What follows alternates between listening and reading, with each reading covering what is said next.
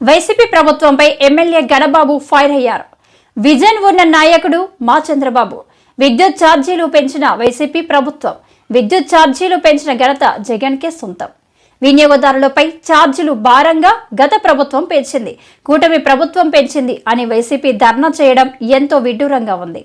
YCP ప్రభుత్వంపై MLA Ganababu fire అయ్యారు. Vision ఉన్న నాయకుడు మా చంద్రబాబు. విద్యుత్ ఛార్జీలు పెంచిన వైసీపీ ప్రభుత్వం. విద్యుత్ ఛార్జీలు పెంచిన ఘనత జగన్కే సొంతం. వినియోగదారులపై ఛార్జీలు భారంగా గత ప్రభుత్వం పెంచింది, కూటమి ప్రభుత్వం పెంచిందని వైసీపీ ధర్నా చేయడం ఎంతో విడ్డూరంగా ఉంది. వైసీపీ ప్రభుత్వం భారీగా విద్యుత్ ఛార్జీలు పెంచడంతో ప్రజలు తీవ్రంగా ఇబ్బంది పడ్డారు. ఇప్పుడేమో మా ప్రభుత్వం మీద బురద వేసే పనిలో ఉన్నారు. అసెంబ్లీకి రారు, పాలన చేత కాదు, మాటలు మాత్రం చెప్పారు. అమెరికా కోర్టులో విద్యుత్పై వైసీపీ అవినీతి బయటపడింది. బెనిఫిట్ షోలు రద్దుపై ఎమ్మెల్యే గణబాబు స్పందించారు. ముఖ్యమంత్రి చంద్రబాబు దృష్టికి తీసుకువెళ్తాం. ఆంధ్రప్రదేశ్కి సినీ పరిశ్రమలు రావాలి. విద్యుత్ ధరలు పెంచాలని చెప్పి గత ప్రభుత్వం ఆ రోజు నిర్ణయం తీసుకున్నది ఒకసారి గుర్తు చేస్తున్నాను. అడ్డు అదుపు లేకుండా విద్యుత్ శాఖలో అవినీతి చోటు చేసుకోవడం, కేవలం జగన్ రెడ్డి గారి అవినీతి వల్లే విద్యుత్ భారం మనకి 1,29,000 కోట్ల భారం పడింది. ఆయన విధానాలు, ఈ విద్యుత్ ఛార్జీలు ఏవైనా పెరిగినాయి గత ప్రభుత్వంలోనే పెరిగినాయి. ఆ పెరిగిన పాపం ఏదైనా ఉందంటే అది కేవలం జగన్ రెడ్డికే ఉంటుంది. అతని అసమర్థత, అవినీతి 2019-2024 నాటికి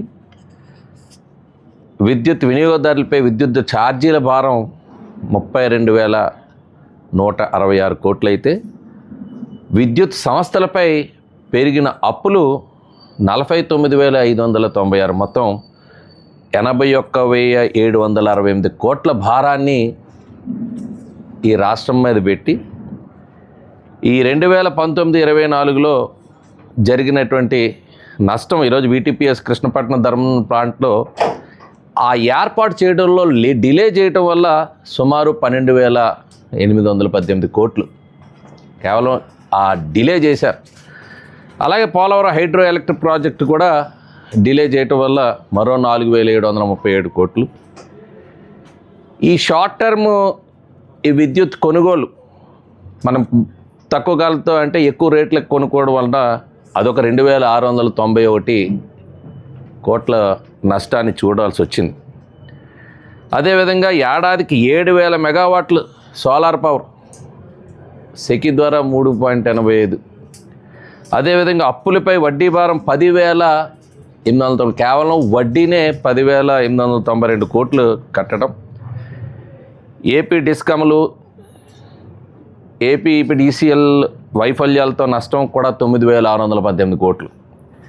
జెన్కో ప్లాంట్లలో విద్యుత్ ఉత్పత్తి తగ్గించడం వల్ల కూడా 3,135 కోట్లు. ఇలా మొత్తం 47,741 కోట్లు. ఇవి మొత్తం కలిపి 1,29,503 కోట్ల రూపాయలు ఈరోజు విద్యుత్ భారాన్ని గత ప్రభుత్వంలోనే జగన్ రెడ్డి గారి నిర్ణయం వల్ల, అసమర్థ పాలన వల్ల ప్రజలపై భారం వేసి రేపు ధర్నాకి పిలిపివ్వడం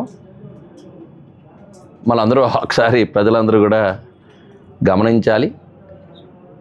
విద్యుత్ రంగంలో అనేక సంస్కరణలు తీసుకొచ్చినటువంటి వ్యక్తిగా చంద్రబాబు నాయుడు గారు విద్యుత్ అంటేనే ఒక సంస్కరణలు తీసుకొచ్చి దేశంలోనే ఒక అగ్రగామిగా, ఒక సర్ప్లస్ విద్యుత్తో ఈ కంబైన్డ్ స్టేట్లోనే ఒక పవర్ఫుల్ స్టేట్గా తీసుకొచ్చినటువంటిది ఒకసారి గుర్తు చేస్తున్నాను.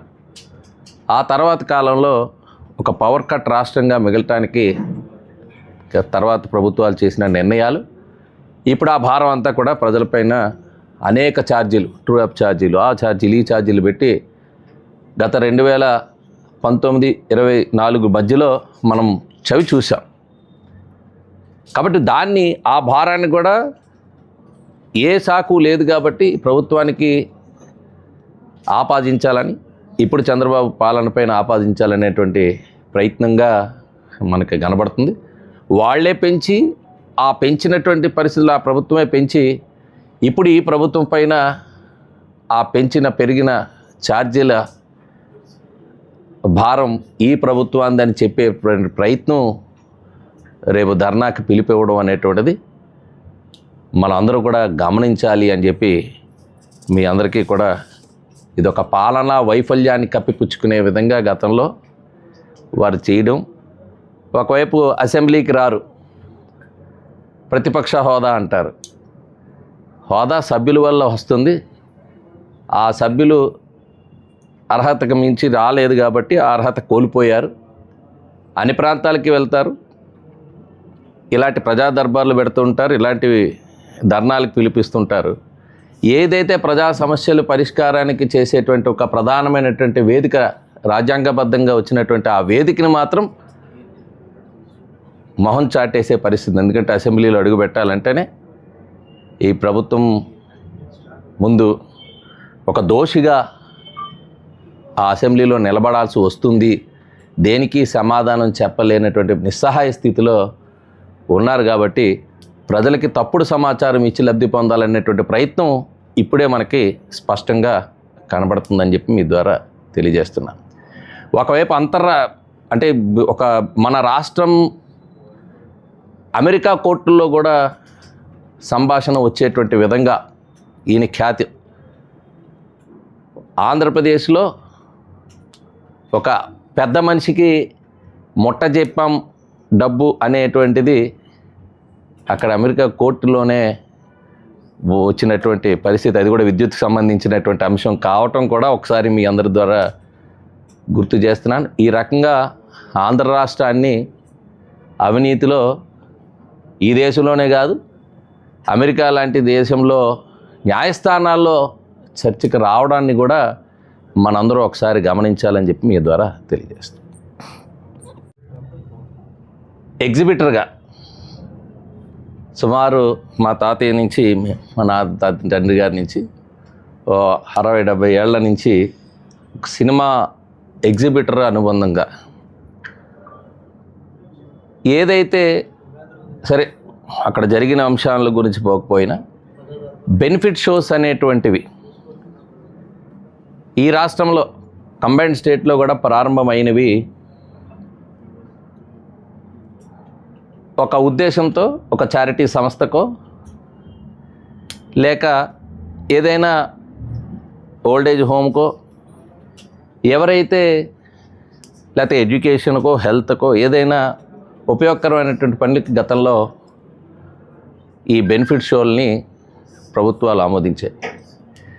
తర్వాత కాలంలో ఈ బెనిఫిట్ షో అనేటువంటిది ఒక భారీ స్థాయిలో ఒక పెద్ద నిర్మాణాలు, పెద్ద సంస్థలు, పెద్ద సినిమాలు తీసేయాలి అనుకున్నప్పుడు ఈ రాష్ట్రానికి గుర్తింపు, గౌరవం, తెలుగు రాష్ట్రాల్లో ఉండేటువంటి సినిమాలు, భారీ సినిమాలు రావాలనేటువంటి ఉద్దేశంతో ప్రభుత్వాలు కూడా ప్రోత్సహించడం అనేటువంటిది జరిగింది. నా ఉద్దేశంలో అక్కడ తమిళనాడులో కూడా ఈ బెనిఫిట్ షోస్ అనేటువంటివి లేవు. సరే, ఇప్పుడు తెలంగాణలో నిర్ణయం తీసుకుంటున్నారు. నా ఉద్దేశంలో తెలుగు రాష్ట్రాల్లో విశాఖపట్నానికి పరిశ్రమ రావాలని, ఈరోజు భారీ పెట్టుబడులు, ఇందులో కూడా ఎక్కువ మంది ఎంప్లాయ్మెంట్ ఉంది సినీ ఇండస్ట్రీలో. ఆ ఎక్కువ మంది ఉపాధి కలిగేటువంటి ఈ పరిశ్రమ కొత్త రాష్ట్రం ఏర్పాటు అయినాక మన రాష్ట్రం రావాలని, అందులో ముఖ్యంగా విశాఖపట్నం ఉమ్మడి రాష్ట్రంలో ఉండేటప్పుడే చంద్రబాబు నాయుడు గారు రామానాయుడు స్టూడియోకి ల్యాండ్ కేటాయించడం జరిగింది. నేను గుర్తు చేస్తున్నాను. ఆ ల్యాండ్ కూడా అమ్మాలని చూశారు, సగం అమ్మడాన్ని చూశారు. దాని మీద కోర్టులో వెలగపూడి రామకృష్ణబాబు గారు స్టే తేవడం జరిగింది. అయితే ఇట్లా ఏదైతే ఉద్దేశం, ప్రభుత్వ ఉద్దేశం, ఇదొక భారీ ఒక పరిశ్రమ, సినీ పరిశ్రమ అనేటువంటిది ఎక్కువ మంది ఉపాధి ఉండేటువంటి టెక్నీషియన్స్ కానీ, ఆర్టిస్ట్ కానీ, ఎగ్జిబిటర్స్ అయితే ఎలాగో నష్టపోయారు. సింగిల్ థియేటర్లు ఉండేవన్నీ కూడా కళ్యాణ మండపాలు అయిపోయింది. ఆ రాష్ట్రంలో గతంలో ఉండేటువంటి స్క్రీన్స్ తీసుకుంటే ఇప్పుడు నెంబరే లేదు. ఈ బెనిఫిట్ షోస్ వల్ల సరే ప్రొడ్యూసర్ భారీ సినిమాలు తీయడానికి అవకాశం కలిగినటువంటి ప్రొడ్యూసర్స్ కొంత లాభసాటిగా ఉండొచ్చు కానీ, కాబట్టి దీనిపైన ప్రభుత్వాలు ఆలోచన చేస్తాయి. బహుశా పక్క రాష్ట్రాల్లో బెనిఫిట్ షోస్ లేనప్పుడు మన రాష్ట్రంలో ఏ రకంగా ఉంటుందో రేపు ముఖ్యమంత్రి గారు ఆలోచన చేస్తారు. కానీ ఏది ఏమైనా నాలాంటి వాడి ఆలోచన యాజ్ ఎగ్జిబిటర్, ఈ రాష్ట్రంలో సినీ పరిశ్రమ మన రాష్ట్రంలో కూడా ఇక్కడ పెద్ద ఎత్తున ప్రోత్సహించాల్సినటువంటి అవసరం ఉంది మన ప్రాంతంలో. ఎందుకంటే సహజసిద్ధమైనటువంటి అందాలు ఉన్నాయి, నేచురల్గా ఉండే వాటితో కూడా ప్రోత్సహించేటువంటి మంచి నాయకత్వం చంద్రబాబు నాయుడు గారి నాయకత్వం ఉంది. ఒకవైపు మా డిప్యూటీ స్పీకర్ పవన్ కళ్యాణ్ గారు కూడా సినీ పరిశ్రమ నుంచి వచ్చినటువంటి వ్యక్తి కాబట్టి తప్పనిసరిగా ఆ పరిశ్రమని మన రాష్ట్రంలో కూడా ఇంకా పెద్ద ఎత్తున ఉపాధి అవకాశాలు కలిగించే విధంగా ఉపయోగించాలంటే ఏ నిర్ణయాలు తీసుకోవాలో వాటన్నిటిపైన కూడా శ్రద్ధ వహిస్తాం. అట్ ది సేమ్ టైం ఎగ్జిబిటర్స్ని కూడా దృష్టిలో పెట్టుకునే విధంగా ఈరోజు సినిమా పరిశ్రమలు, సినిమా హాళ్ళు మూతపడుతున్నాయి, దేనికి ఆ కారణాలు అనేటువంటిది కూడా ప్రభుత్వ పెద్దలు కూడా ఆలోచన. ఎందుకంటే మల్టీప్లెక్స్లు వచ్చిన తర్వాత, ఓటీటీ ప్లాట్ఫామ్స్ వచ్చిన తర్వాత ఇది కూడా ఒక పెను సవాల్గా మారింది సినిమా హాళ్ళ నిర్వహణ. కాబట్టి ఒకప్పుడు ఎంటర్టైన్మెంట్ ఉండేది. ఏళ్ల క్రితం చూసుకుంటే సినిమా పరిశ్రమ, సినిమా ఇండస్ట్రీ తప్ప ఇతర ఎంటర్టైన్మెంట్ ఉండేది కాదు. ఇప్పుడు అనేక రకాలుగా వినియోగదారుడికి ఎంటర్టైన్మెంట్స్ వచ్చినాయి.